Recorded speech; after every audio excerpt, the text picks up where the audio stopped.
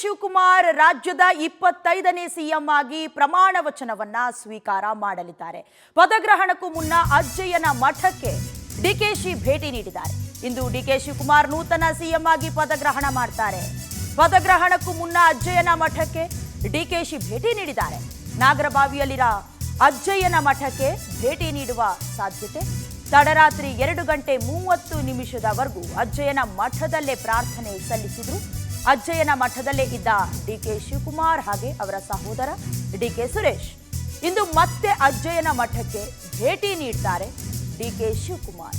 ಈಗಾಗಲೇ ವಿಧಾನಸೌಧಕ್ಕೆ ಸಿಎಂ ಕಚೇರಿ ಇರುತ್ತಲ್ಲ, ಅಲ್ಲಿಗೂ ಕೂಡ ಅವರ ಧರ್ಮಗುರುಗಳು ಹೋಗಿ ಎಲ್ಲ ವಾಸ್ತು ಪ್ರಕಾರ ಸರಿಯಾಗಿದೆಯಾ ಎಲ್ಲವನ್ನ ನೋಡಿಕೊಂಡು ನೊಣವಿನ ಕೆರೆ ಅಜ್ಜಯ್ಯನ ಫೋಟೋವನ್ನು ಕೂಡ ಆ ವಾಸ್ತುವಿನ ಪ್ರಕಾರ ಈಗಾಗಲೇ ಜೋಡಿಸಿದ್ದು ಆಗಿದೆ, ಬಂದಿದ್ದು ಆಗಿದೆ. ಬಹಳ ಸಾಫ್ಟ್ ಕಾರ್ನರ್ ಹಿಂದುತ್ವ ಉಳ್ಳಂತಹ ಡಿಕೆ ಶಿವಕುಮಾರ್ ಬಹಳಷ್ಟು ಟೆಂಪಲ್ ರನ್ ಮಾಡಿದ್ರು.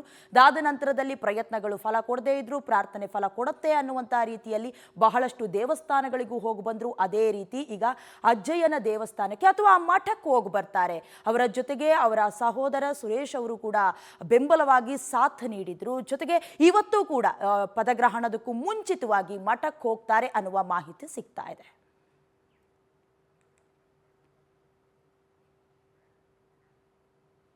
ಡಿಕೆ ಶಿವಕುಮಾರ್ ಸಿಎಂ ಆಗಿ ಪ್ರಮಾಣ ವಚನವನ್ನ ಸ್ವೀಕಾರ ಮಾಡ್ತಾರೆ. ಇದರ ಹಿನ್ನೆಲೆ ಡಿಕೆಶಿ ಮನೆ ದೇವರು ಕೆಂಕೇರಮ್ಮ ದೇಗುಲದಲ್ಲಿ ಪೂಜೆ ನೆರವೇರುತ್ತೆ. ಡಿಕೆ ಶಿವಕುಮಾರ್ ಸಿಎಂ ಆಗಿ ಪ್ರಮಾಣ ವಚನ ಸ್ವೀಕಾರ ಮಾಡ್ತಾರೆ. ಈ ಹಿನ್ನೆಲೆ ಡಿಕೆಶಿ ಮನೆ ದೇವರು ಕೆಂಕೇರಮ್ಮ ದೇಗುಲದಲ್ಲಿ ಪೂಜೆ ನೆರವೇರಿದೆ. ಬೆಳಗ್ಗೆಯಿಂದಲೇ ಕೆಂಕೇರಮ್ಮ ದೇವಿಗೆ ವಿಶೇಷ ಅಭಿಷೇಕ ಆಗಿದೆ. ಇನ್ನು ಡಿಕೆ ಶಿವಕುಮಾರ್ ಅವರಿಗೆ ಒಳ್ಳೆಯದಾಗಲಿ ಅಂತ ಪೂಜೆ ಸಲ್ಲಿಸ್ತಾ ಇರುವ ಸಮಿತಿ ರಾಜ್ಯದ ಮುಖ್ಯಮಂತ್ರಿಯಾಗಿ ಉತ್ತಮ ಆಡಳಿತ ನೀಡಲಿ ಹೀಗಂತ ಪೂಜೆ ಸಲ್ಲಿಕೆ ಆಗ್ತಾ ಇರೋದು. ಕೆಂಕೇರಮ್ಮ ದೇವಾಲಯದಲ್ಲಿ ಡಿಕೆಶಿಗೆ ಪ್ರಾರ್ಥನೆಯನ್ನ ಸಲ್ಲಿಕೆ ಮಾಡ್ತಾ ಇರೋದು. ರಾಜ್ಯದ ಬೇರೆ ಬೇರೆ ಭಾಗಗಳಲ್ಲೂ ಕೂಡ ಡಿಕೆ ಶಿವಕುಮಾರ್ ಅವರ ಬೆಂಬಲಿಗರು, ಕಾರ್ಯಕರ್ತರು ಅಥವಾ ಅವರ ಅಭಿಮಾನಿಗಳು ಈಗಾಗಲೇ ಪೂಜೆ ಕೈಂಕಾರ್ಯವನ್ನ ಸಲ್ಲಿಕೆ ಮಾಡ್ತಿದ್ದಾರೆ. ಪೂಜೆ ಪುನಸ್ಕಾರ ಮಾಡ್ತಾ ಇದ್ದಾರೆ. ಈಡುಗಾಯಿಗಳನ್ನು ಹೊಡಿತಾ ಇದ್ದಾರೆ. ಕೆಲ ಹರಕೆಗಳನ್ನು ಹೊತ್ತಿದ್ದಾರೆ. ಇನ್ನೊಂದಷ್ಟು ಅಭಿಮಾನಿ ಅಂತೂ ನೀವು ದೃಶ್ಯದಲ್ಲಿ ಗಮನಿಸಿದ್ರಿ ಅಥವಾ ಪವರ್ ಟಿವಿಯಲ್ಲಿ ಈ ಹಿಂದೆ ಕೂಡ ಗಮನಿಸಿರ್ತೀರಿ. ಗಡ್ಡ ಅಥವಾ ನಾನು ಗಡ್ಡ ಕತ್ರಿನೇ ಹಾಕೋದಿಲ್ಲ ಅವರು ಸಿಎಂ ಆಗೋವರೆಗೂ ಅಂತ ಅಷ್ಟು ಅಭಿಮಾನ, ಹುಚ್ಚಭಿಮಾನ ಇರುತ್ತೆ. ಎಲ್ಲದಕ್ಕೂ ತೆರೆ ಬೀಳುವ ಸುಸಂದರ್ಭ ಇನ್ನೇನು ಕೆಲವೇ ಹೊತ್ತಿನಲ್ಲಿ ಆಗತ್ತೆ. ಒಂದು ಕಡೆ ಅಜ್ಜಯ್ಯನ ಮಠಕ್ಕೆ ಡಿಕೆ ಶಿವಕುಮಾರ್ ಅವರು ಹೋಗ್ತಾ ಇದ್ರೆ, ಮತ್ತೊಂದು ಕಡೆ ಅವರ ಮನೆ ದೇವರು ಕೆಂಕೇರಮ್ಮನಿಗೂ ಕೂಡ ವಿಶೇಷ ಅಭಿಷೇಕ ಪೂಜೆ ಎಲ್ಲ ನಡೀತಾ ಇದೆ. ದೃಶ್ಯದಲ್ಲಿ ಗಮನಿಸ್ತಾ ಇದ್ದೀರಿ. ಮುಂದುವರೆದು ಬಹಳಷ್ಟು ಹರಕೆಗಳನ್ನು ಹೊತ್ತಿದ್ರು. ಉತ್ತರ ಕರ್ನಾಟಕದಿಂದ ಹಿಡಿದು ದಕ್ಷಿಣ ಕರ್ನಾಟಕದ ಪ್ರತಿಯೊಂದು ಯಾವ್ಯಾವ ಶಕ್ತಿ ಉಳ್ಳ ಶಕ್ತಿಪೀಠಗಳಿದೆ ಎಲ್ಲ ಕಡೆಯೂ ಹೋಗಿ ಬಂದ್ರು. ಎಲ್ಲ ಪೂಜೆಯು ಫಲಿಸಿದೆ ಅಂತ ಕಾಣಿಸ್ತಾ ಇದೆ. ಇದರ ಮಧ್ಯದಲ್ಲಿ ಪ್ರಮಾಣ ವಚನಕ್ಕೂ ಕೂಡ ಸಿದ್ಧತೆ ಭರದಿಂದ ಸಾಗ್ತಾ ಇದೆ.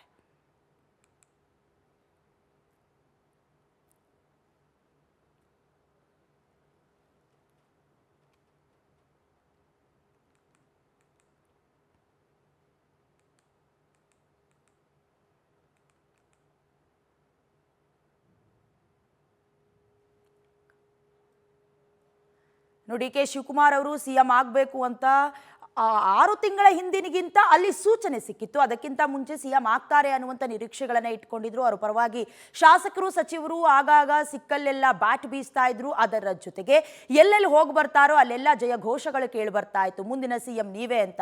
ಅದರ ಜೊತೆಗೆ ಅಯೋಧ್ಯೆಗೂ ಕೂಡ ಅವರ ಭಾವಚಿತ್ರವನ್ನು ತೆಗೆದುಕೊಂಡು ಹೋಗಿ ಅದನ್ನ ಮುಳುಗಿಸಿ ಮುಂದಿನ ಸಿಎಂ ಅವರೇ ಆಗಬೇಕು ಅಂದ್ರೆ ಅಷ್ಟೊಂದು ಆಸೆ ಆಕಾಂಕ್ಷೆಗಳನ್ನ ಇಟ್ಕೊಂಡಿದ್ರು, ಸಿಎಂ ಆಗಲೇಬೇಕು ಅಂತ.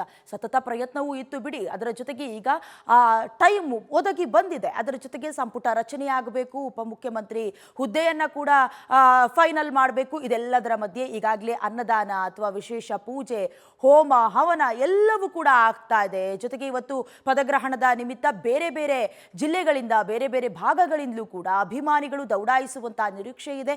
ಯಾವುದೇ ಗಲಭೆಗಳಾಗಬಾರದು ಅಥವಾ ಹೆಚ್ಚಿನ ಸಂಖ್ಯೆಯಲ್ಲಿ ಕಾರ್ಯಕ್ರಮಕ್ಕೆ ಆಹ್ವಾನ ಕೊಡೋದು ಬೇಡ, ಮತ್ತೆ ಏನು ಸಮಸ್ಯೆಗಳು ಎದುರಾಗಬಾರದು ಅನ್ನುವಂಥ ಕಾರಣಕ್ಕೆ ಈಗಾಗಲೇ ಬೇರೆ ಬೇರೆ ಕಡೆ ಪೂಜೆಯನ್ನ ಕೂಡ ಮಾಡಲಾಗ್ತಾ ಇದೆ. ಡಿಕೆ ಶಿವಕುಮಾರ್ ಅವರು ಕೂಡ ಅಜ್ಜಯ್ಯನ ಮಠಕ್ಕೆ ಹೋಗಿ ಬಂದಿದ್ದಾಗಿದೆ. ಬಹಳಷ್ಟು ಹೊತ್ತು ಅಲ್ಲೇ ಕುಳಿತುಕೊಂಡು ಒಂದು ರೀತಿ ಧ್ಯಾನ ಮಗ್ನರಾಗಿದ್ರು. ತದನಂತರದಲ್ಲಿ ಈಗ ಪದಗ್ರಹಣ ಇವತ್ತು ನಡೆಯುತ್ತೆ 4:05 ಅದಕ್ಕಿಂತ ಮೊದಲು ಕೆ ಸುರೇಶ್ ಅವರು ಅವ್ರಿಗೆ ಹೇಗೆ ಸಾಥ್ ಕೊಟ್ಟಿದ್ರು ಅದೇ ರೀತಿ ಅವರು ಹೋಗ್ತಾರಾ ಗೊತ್ತಿಲ್ಲ. ಬಟ್ ಅವರು ಹೋಗೋದಂತೂ ನಿಶ್ಚಯ ಅಂತ ಹೇಳಲಾಗ್ತಾ ಇದೆ. ದೇವರ ಬಗ್ಗೆ ಜೊತೆಗೆ ಆಧ್ಯಾತ್ಮದ ಮೊರೆ ಹೋಗಿದ್ದಂಥ ಡಿಕೆಶಿ ಅವರ ಪರವಾಗಿ ದೇವರಿದಾನೆ ಅನ್ನೋದು ಕೂಡ ಪ್ರೂವ್ ಆಗಿದೆ. ಸಂಬಂಧಪಟ್ಟ ಹಾಗೆ ನೊಣವಿನಕೆರೆ ಅಜ್ಜಯ್ಯನ ಫೋಟೋವನ್ನು ಅವರು ಕುಳಿತುಕೊಳ್ಳುವಂತಹ ಏನು ಸಿಎಂ ಕಚೇರಿಯಲ್ಲಿ ಕೊಠಡಿಯನ್ನು ಕೊಡ್ತಾರೆ, ಪರಿಶೀಲನೆ ಮಾಡಿ ವಾಸ್ತು ಪ್ರಕಾರವೇ ಈಗಾಗಲೇ ಭಾವಚಿತ್ರವನ್ನು ಕೂಡ ಅವರ ಧರ್ಮಗುರು ಅಳವಡಿಕೆ ಮಾಡಿದ್ದಾಗಿದೆ.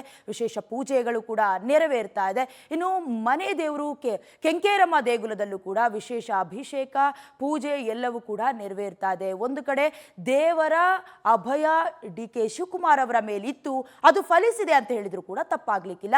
ಸದ್ಯ ಕೆಂಕೇರಮ್ಮ ದೇಗುಲದಲ್ಲಿ ಕೆ ಶಿವಕುಮಾರ್ ಅವರು ಪ್ರಾರ್ಥನೆಯನ್ನು ಸಲ್ಲಿಸಿದ್ದಾರೆ. ಬಹಳಷ್ಟು ರೂಟೀನ್ ಇದೆ. ಅದರಲ್ಲೂ ಕೂಡ ದೇವಸ್ಥಾನದ ವಿಚಾರವಾಗಿ ಎಲ್ಲ ಕಡೆ ಹೋಗಿ ಬಂದ ನಂತರದಲ್ಲಿ 4:05 ಬಹಳಷ್ಟು ಗಣ್ಯರು ಬರ್ತಾರೆ, ಗುರುಗಳು ಬರ್ತಾರೆ, ಕಲಾವಿದರು ಬರ್ತಾರೆ. ಈಗಾಗಲೇ ಆಹ್ವಾನ ಹೋಗಿದೆ. ಬೇರೆ ಬೇರೆ ರಾಜ್ಯಗಳ ಸಿಎಂಗಳಿಗೂ ಕೂಡ ಆಹ್ವಾನ ಹೋಗಿದೆ. ಎಲ್ಲರೂ ಕೂಡ ಬರ್ತಾರೆ. ಅವರ ಸಮ್ಮುಖದಲ್ಲಿ ಪದಗ್ರಹಣ ಆದ ನಂತರದಲ್ಲಿ ಕೆ ಶಿವಕುಮಾರ್ ಅವರ ಸರ್ಕಾರ ಪ್ರಾರಂಭ ಆಗತ್ತೆ.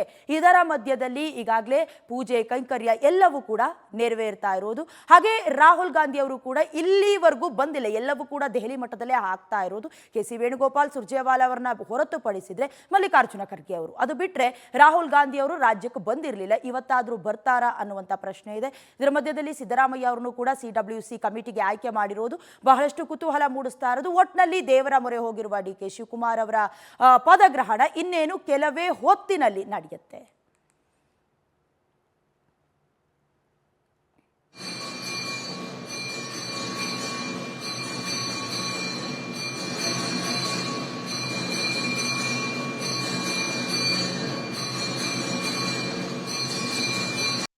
ಸಿಎಂ ಆಗಿ ಇವತ್ತು ಕೆ ಶಿವಕುಮಾರ್ ಅವರು ಪದಗ್ರಹಣ ಮಾಡ್ತಾ ಇರುವಂತದ್ದು.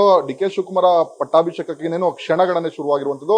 ಆ ನಿಟ್ಟಿನಲ್ಲಿ ಕೆ ಶಿ ಅವರ ಮನೆ ದೇವತೆ ಕನಕಪುರ ನಗರದಲ್ಲಿರುವಂತಹ ಕೆಂಕೇರಮ್ಮ ದೇವಾಲಯದಲ್ಲಿ ದೇವಾಲಯದ ಆಡಳಿತ ಮಂಡಳಿ ಜೊತೆಗೆ ಕಾರ್ಯಕರ್ತರು ವಿಶೇಷ ಪೂಜೆಯನ್ನ ಮಾಡಿರುವಂತದ್ದು. ಸದ್ಯ ನೀವು ಕೂಡ ದೃಶ್ಯಗಳನ್ನು ನೋಡಬಹುದು. ಬೆಳಿಗ್ಗೆನೆ ಕೆಂಕೇರಮ್ಮ ದೇವರಿಗೆ ವಿಶೇಷ ಪೂಜೆಯನ್ನ ಮಾಡಿ ಪ್ರಸಾದವನ್ನು ಕೂಡ ನೀಡಿರುವಂತದ್ದು. ಅಂದ್ರೆ ಕೆ ಶಿವಕುಮಾರ್ ಅವರ ರಾಜಕೀಯ ಬದುಕಿನಲ್ಲಿ ಮನೆ ದೇವತೆ ಸಾಕಷ್ಟು ಪ್ರಮುಖ ಪಾತ್ರವನ್ನು ವಹಿಸಿರುವಂತದ್ದು. ಆ ಕಷ್ಟದ ಸಮಯ ಆಗಿರ್ಬೋದು ಅಥವಾ ಸಂಭ್ರಮದ ಸಮಯದಲ್ಲೂ ಕೂಡ ಶಿವಕುಮಾರ್ ದೇವಾಲಯಕ್ಕೆ ಬಂದು ವಿಶೇಷ ಪೂಜೆಯನ್ನ ಸಲ್ಲಿಸಿ ಹೋಗುವಂತದ್ದು ಮೊದಲಿಂದನೂ ಕೂಡ ವಾಡಿಕೆಯಾಗಿ ಬಂದಿರುವಂತದ್ದು. ಸದ್ಯ ಇವತ್ತು ಕೂಡ ಕೆ ಶಿವಕುಮಾರ್ ಅವರ ಪದಗ್ರಹಣ ಹಿನ್ನೆಲೆ ಅವರ ಕಾರ್ಯಕರ್ತರು ಅಭಿಮಾನಿಗಳು ಬೆಳಗ್ಗೆಯಿಂದನೇ ಕೆಂಕೇರಮ್ಮ ದೇವಾಲಯದಲ್ಲಿ ವಿಶೇಷ ಪೂಜೆಯನ್ನ ಸಲ್ಲಿಸಿರೋದಂತದ್ದು. ಸದ್ಯ ನಮ್ಮ ಜೊತೆ ಒಂದಷ್ಟು ಕಾರ್ಯಕರ್ತರು ಅವ್ರನ್ನು ಕೂಡ ಮಾತಾಡಿಸುವಂತ ಕೆಲಸ ಮಾಡೋಣ. ಸರ್, ಇವತ್ತು ಕೆ ಶಿವಕುಮಾರ್ ಅವರು ಪದಗ್ರಹಣ ಆಗ್ತಿದೆ. ಇವತ್ತು ಕೆಂಕೇರಮ್ಮ ದೇವಾಲಯದಲ್ಲಿ ಕೂಡ ನೀವು ಕೂಡ ವಿಶೇಷ ಪೂಜೆಯನ್ನ ಮಾಡಿದ್ರಿ. ಏನ್ ಪ್ರಾರ್ಥನೆ ಮಾಡಿದ್ರಿ ಅಂತೇಳಿ? ನಮ್ಮ ಶ್ರೀಮಾನ್ ಕೆ ಶಿವಕುಮಾರ್ ಅವರು ಹೀಗೆ ಮುಖ್ಯಮಂತ್ರಿಯಾಗಿ ಸುಮಾರು ನಮ್ಮ ಸಿದ್ದರಾಮಯ್ಯನ ದಾಖಲೆ ಮುರಿಲಿ, ಮುಂದೆ ಮತ್ತು ನಮ್ಮ ರಾಜ್ಯಕ್ಕೆ ಒಳ್ಳೊಳ್ಳೆ ಕಾರ್ಯಕ್ರಮಗಳನ್ನ ನಡೆಸಲಿ. ಇವರು ಪ್ರತಿಯೊಬ್ಬರು ಮನೆ ಮಾತಾಗಿದ್ದಾರೆ, ಹಂಗೆ ಇವ್ರ ಕೆಲಸ ಕಾರ್ಯಗಳು ಮನೆ ಮಾತಾಗಲಿ, ಪ್ರತಿಯೊಬ್ಬರಿಗೂ ಇವರು ಸಹಕಾರ ಸಿಕ್ಕಲಿ. ಮತ್ತೆ ಪ್ರತಿಯೊಬ್ಬರು ಇವರು ಎಲ್ಲಾ ದೇವರುಗಳು ಆಶೀರ್ವಾದ ಇದೆ, ಹಾಗೆ ಜನಗಳಿಗೂ ಇವರು ಆಶೀರ್ವಾದ ಕೊಟ್ಟಿದ್ದಾರೆ. ಮುಂದೆ ನಮ್ಮ ಕ್ಷೇತ್ರನ ಮಾದರಿ ಕ್ಷೇತ್ರ ಮಾಡಿದ್ದಾರೆ, ಅದನ್ನ ಇಡೀ ಕರ್ನಾಟಕ ವಿಸ್ತರಣೆ ಮಾಡಲಿ. ಮತ್ತೆ ಇಲ್ಲಿ ಮೇಕೆದಾಟು ಯೋಜನೆ ಇವರಿಗೆ ತುಂಬಾ ಆಸೆಯಿಂದ ಇದೆ, ಅದು ಆ ಯೋಜನೆ ಸಫಲವಾಗಲಿ. ಮತ್ತೆ ಇವರು ಮನಸ್ಸಲ್ಲಿ ಏನೇನಿದೆ ಆ ದೇವರು ಕೆಂಕೇರಮ್ಮ ಮತ್ತು ಕಬ್ಬಾಳಮ್ಮ ನಮ್ಮ ಶಿವಮೂರ್ತಿ ಅವರಿಗೆ ಆಶೀರ್ವಾದ ಮಾಡಲಿ ಅಂತ ಈ ಮೂಲಕ ಕೇಳ್ಕೊತೀವಿ. ದೊಡ್ಡಾಲಹಳ್ಳಿ ಅನ್ನೋ ಒಂದು ಸಣ್ಣ ಗ್ರಾಮದಿಂದ ಇವತ್ತು ರಾಜ್ಯದ ಅತ್ಯುನ್ನತ ಹುದ್ದೆಗೆ ಕೆ ಶಿವಕುಮಾರ್ ಹೋಗಿರುವಂತದ್ದು. ನಿಮ್ಮೂರಿನ ಮಗ ಇವತ್ತು ಸಿಎಂ ಆಗ್ತಾ ಇದ್ರೆ ಏನ್ ಹೇಳ್ತೀವಿ?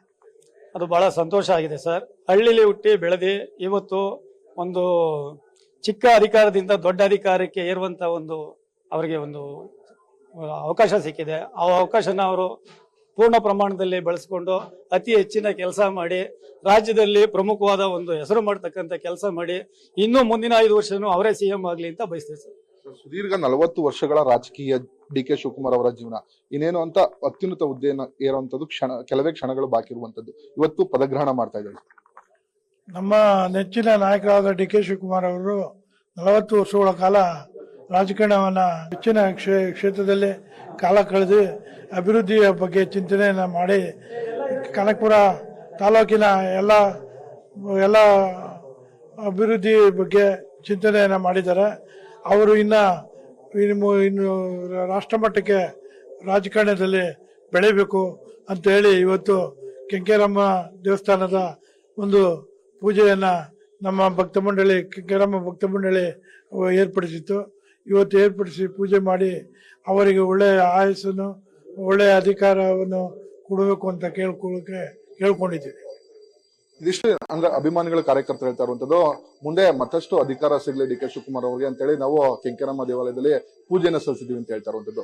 ಕ್ಯಾಮರಾ ಪರ್ಸನ್ ಶ್ರೀಹರಿ ಜೊತೆ Praveen M H power TV Kanakapura.